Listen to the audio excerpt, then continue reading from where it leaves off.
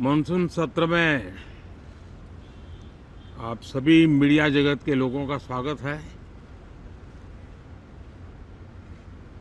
साथियों, मानसून नवीनता और नवसर्जन का प्रतीक है और अब तक जो खबरें मिली हैं, देश में मौसम बहुत ही अच्छे ढंग से आगे बढ़ रहा है। कृषि को लाभदायक मौसम की खबरें हैं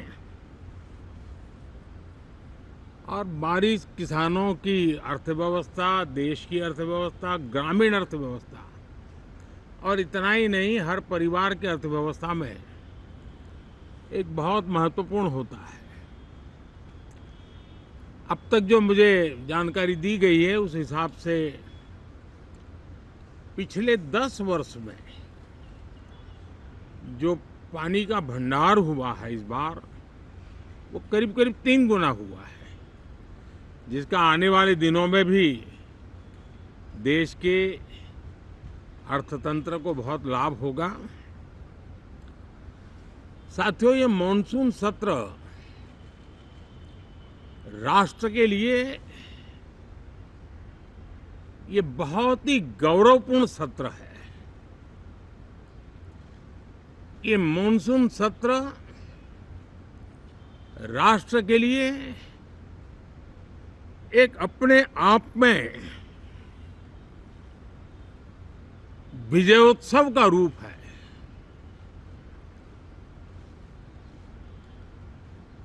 और जब मैं कहता हूं कि सत्र राष्ट्र गौरव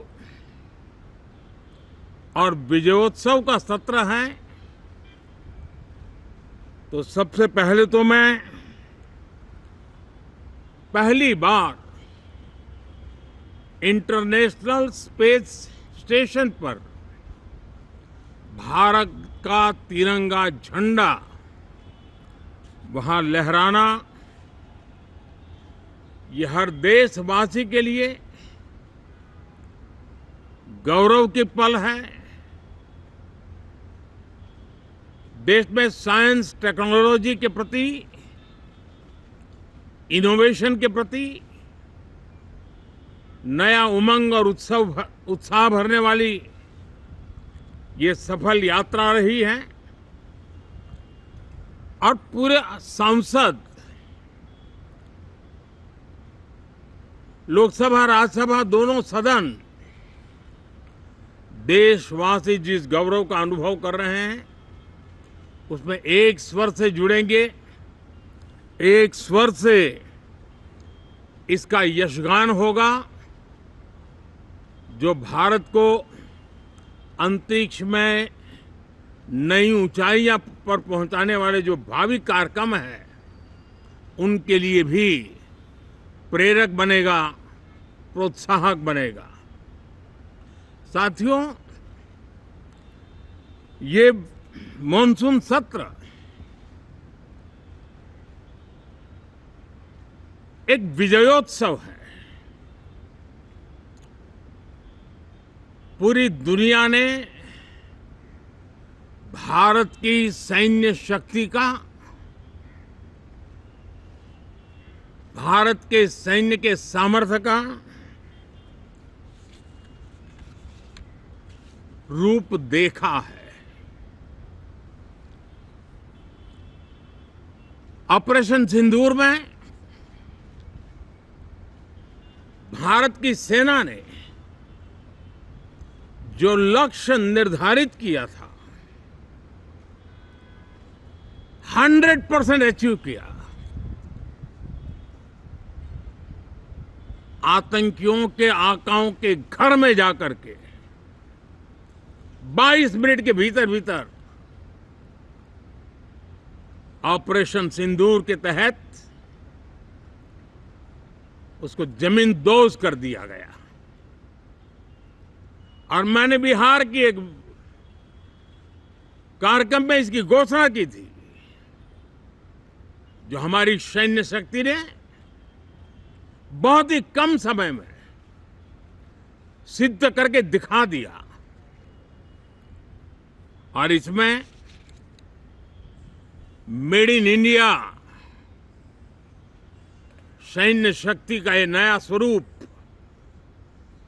इस पर भी दुनिया बहुत आकर्षित हुई है। इन दिनों विश्व के जिन जिन लोगों से मिलना होता है तो भारत के इस मेड इन इंडिया जो औजार तैयार हो रहे हैं, उसके प्रति दुनिया का आकर्षण बढ़ रहा है। मुझे विश्वास है कि जब सदन इस विजयोत्सव को एक स्वर में विजय के भाव से इस सत्र के दरमियान उन ओजस्वी तेजस्वी भावनाओं को प्रकट करेगा, तो भारत की सैन्य शक्ति को बल मिलेगा, प्रोत्साहन मिलेगा, देशवासियों को प्रेरणा मिलेगी, और सैन्य क्षेत्र में जो रिसर्च, इनोवेशन और मैन्युफैक्चरिंग हो रहे हैं, made in India defence equipment बन रहे हैं, उसको भी एक बल मिलेगा, और जो भारत के नौजवानों के लिए नए रोजगार के अवसर पैदा करेगा। साथियों, ये दशक हम एक प्रकार से देख सकते हैं कि शांति और प्रगति कंधे से कंधा मिलाकर के आगे बढ़ने के कदम कदम पर प्रगति के एहसास करते रहे हैं। देश कई प्रकार की हिंसक वारदातों का शिकार रहा है, लंबे अरसे तक शिकार रहा है। देश आजाद हुआ तब से ये समस्या को हम झेल रहे हैं, चाहे आतंकवाद हो, नक्सलवाद हो। कोई प्रारंभ में शुरू हुआ होगा, कोई बाद में शुरू हुआ होगा, लेकिन आज नक्सलवाद का, माओवाद का दायरा बहुत तेजी से सिकुड़ रहा है। माओवाद को, नक्सलवाद को जड़ से उखाड़ने के संकल्प के साथ देश के सुरक्षा बल एक नए आत्मविश्वास से, तेज गति से सफलता की ओर कदम रख रहे हैं।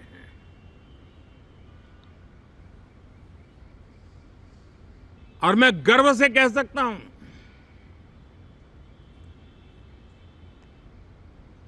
देश में सैकड़ों जिले नक्सल की चपेट में से निकल करके आज मुक्ति का सांस ले रहे हैं। हमें गर्व है कि बम, बंदूक और पिस्तौल के सामने हमारा देश का संविधान जीत रहा है, हमारे देश का संविधान विजयी हो रहा है। देश के उज्जवल भविष्य के लिए साफ दिख रहा है कि कल तक जो रेड कॉरिडोर थे, वो आज ग्रीन ग्रोथ जोन में परिवर्तित होते नजर आ रहे हैं। साथियों, एक के बाद ऐसी घटनाएं देशभक्ति के लिए, देश की भलाई के लिए संसद में पहुंचे हुए हर माननीय सांसद के लिए गौरव का पल है। और संसद के इस सत्र में ये गौरव गान पूरा देश सुनेगा, हर सांसद से सुनेगा, हर दल से सुनेगा। साथियों, आर्थिक क्षेत्र में भी जब 2014 में आप सबने हमें जिम्मेवारी दी, देश फ्रेजाइल 5 की अवस्था से गुजर रहा था। 2014 के पहले वैश्विक अर्थव्यवस्था में हम 10वें नंबर पर थे और आज भारत तेज गति से दुनिया की तीसरे नंबर की अर्थव्यवस्था बनने की दिशा में आगे बढ़ रहा है, दरवाजे पर दस्तक दे रहा है। इन दिनों 25 करोड़ गरीबों का गरीबी से बाहर निकलना, जिसको विश्व की अनेक संस्थाएं सराहना कर रही है। देश में एक जमाना था 2014 के पहले, जब महंगाई का दर, इन्फ्लेशन रेट डबल डिजिट में हुआ करता था। आज 2% के आसपास आकर के देश के सामान्य मानव के जीवन में राहत बन गया है, सुविधा बन गया है।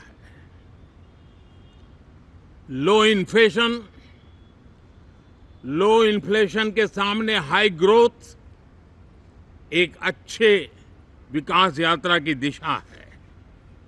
साथियों, डिजिटल इंडिया, यूपीआई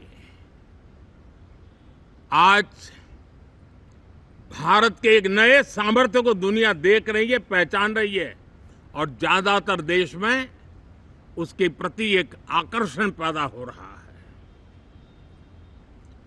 यूपीआई ने फिनटेक की दुनिया में अपने एक नाम कमाया है।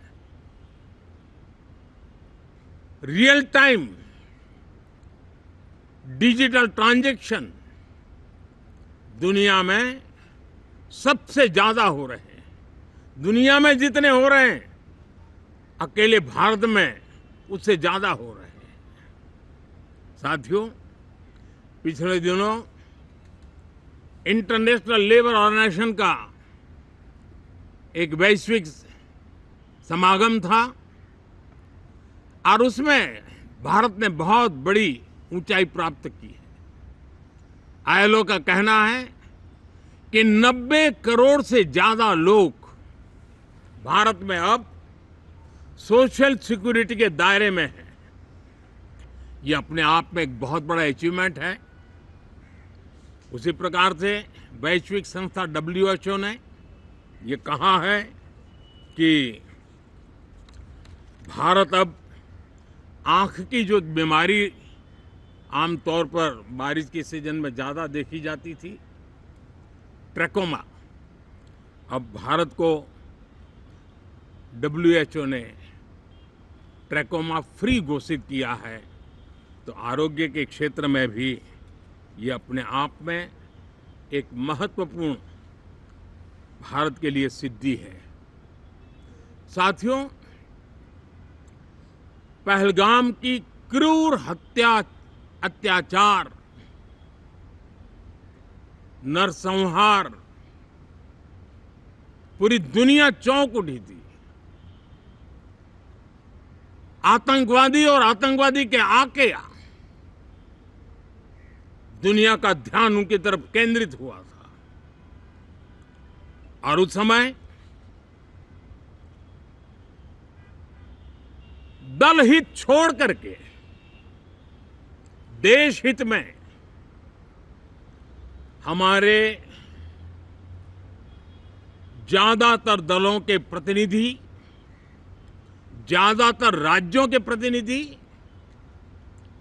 विश्व भ्रमण किया, दुनिया के अनेक देशों में गए और एक स्वर से दुनिया के सामने आतंकवादियों का आका पाकिस्तान को बेनकाब करने का एक बहुत सफल अभियान चलाया। मैं आज राष्ट्रहित में किए गए इस महत्वपूर्ण कार्य के लिए उन सभी सांसदों की सराहना करना चाहता हूं, सभी दलों की सराहना करना चाहता हूं और उसने देश में एक सकारात्मक वातावरण पैदा किया। विश्व ने भारत की बात को स्वीकार करने की दिशा में अपने मन के द्वार खोले और इसके लिए ये हमारे सांसदगण, हमारे राजनीतिक दल सराहना करने के मेरे लिए सौभाग्य है। साथियों, हम जानते हैं कि ये स्पिरिट, एक स्वर, एक एकता का वातावरण देश को कितना उत्साह से भर देता है। विजयोत्सव का ये पर्व इस मॉनसून सत्र में भी उसी भाव से प्रकट होगा। देश की सैन्य शक्ति को सराहना करेगा, देश के सामर्थ्य का गौरवगान करेगा और देश के 140 करोड़ नागरिकों को नई प्रेरणा का कारण बनेगा। मुझे विश्वास है कि हम सब मिलकर के डिफेंस के क्षेत्र में आत्मनिर्भर होने के इन प्रयासों को बल दें, सेना के सामर्थ्य की सराहना करें। और मैं आज देशवासियों के सामने जरूर कहूंगा और देश के राजनीतिक दलों से भी कहूंगा कि देश ने एकता की ताकत देखी है, एक स्वर का सामर्थ्य क्या होता है देखा है। तो सदन में से भी सभी माननीय सांसद उसको बल दें, उसको आगे बढ़ाएं। और मैं जरूर कहूंगा, राजनीतिक दल अलग अलग हैं, हर एक का अपना एक एजेंडा है, अपनी एक भूमिका है, लेकिन मैं इस वास्तविकता को स्वीकार करता हूं कि दल हित में मत भले न मिले, लेकिन देश हित में मन जरूर मिले। इसी एक भावना के साथ इस मॉनसून सत्र से देश के विकास यात्रा को बल देने वाले, देश की प्रगति को बल देने वाले, देश के नागरिकों को सामर्थ्य देने वाले अनेक विधेयक प्रस्तावित हैं। सदन विस्तृत चर्चा करके उसको भी पारित करेगा। मेरी सभी माननीय सांसदों से उत्तम डिबेट चलाने के लिए शुभकामनाएं हैं। बहुत बहुत धन्यवाद।